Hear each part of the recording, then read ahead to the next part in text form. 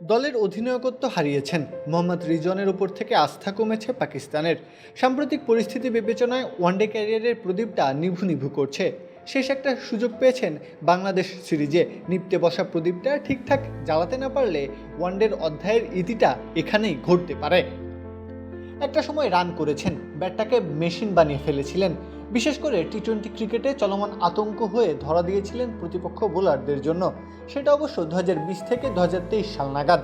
টি-20 সেরা ব্যাটারের খেতাবটাও নামের পাশে ছিল। তবে রান করলেও একটা বিষয় চোখে পড়তো, পরিষ্কার বাংলায় যা দৃষ্টিকটু, তা হলো স্ট্রাইক রেট।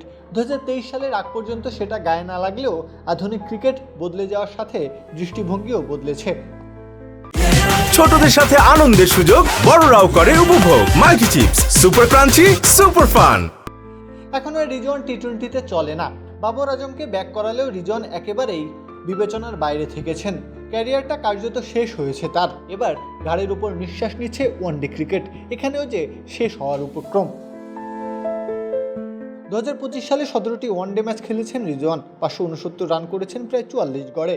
4 মাস আগে খেলা শ্রীলঙ্কার বিপক্ষে শেষ সিরিজে 3 ম্যাচে 2টো 50 আদায় করেছিলেন। মাঝে সময়টা ধারাবাহিকতার অভাব দেখা দিলেও সংখ্যাগুলো দেখে আপাত দৃষ্টিতে খারাপ বলার সুযোগ নেই।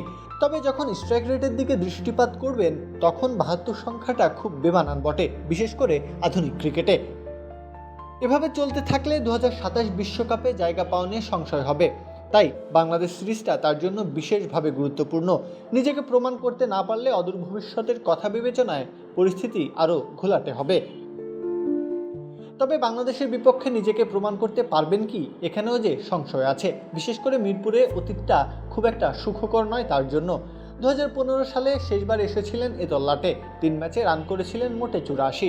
এক 50 বাদে ব্যর্থতার কালিমা নিয়েই ফিরতে হয়েছিল দেশে। এবারও সেই মিরপুর, তবে চ্যালেঞ্জটা আরও বড়। বয়সটা 33 পেরিয়েছে অনেক আগেই, শেষ সময় এসে দাঁড়িয়েছেন বলা যায়। তাই তো এখান থেকে একবার ছিটকে গেলে ফিরে আসার সুযোগ থাকবে না। 2027 বিশ্বকাপকে সামনে রেখে পাকিস্তান অনেক বিকল্প ভাবছে। রিজওয়ান যদি ব্যর্থ হন আর বিকল্প কেউ যদি লাইমলাইটে চলে আসে, তবে এ যাত্রায় এখানেই থামতে হবে তাকে। তাই তো বাংলাদেশ সিরিজটাই রিজওয়ানের ওয়ান লাস্ট ড্যান্স। প্রত্যহ কাব্য, খেলা 71।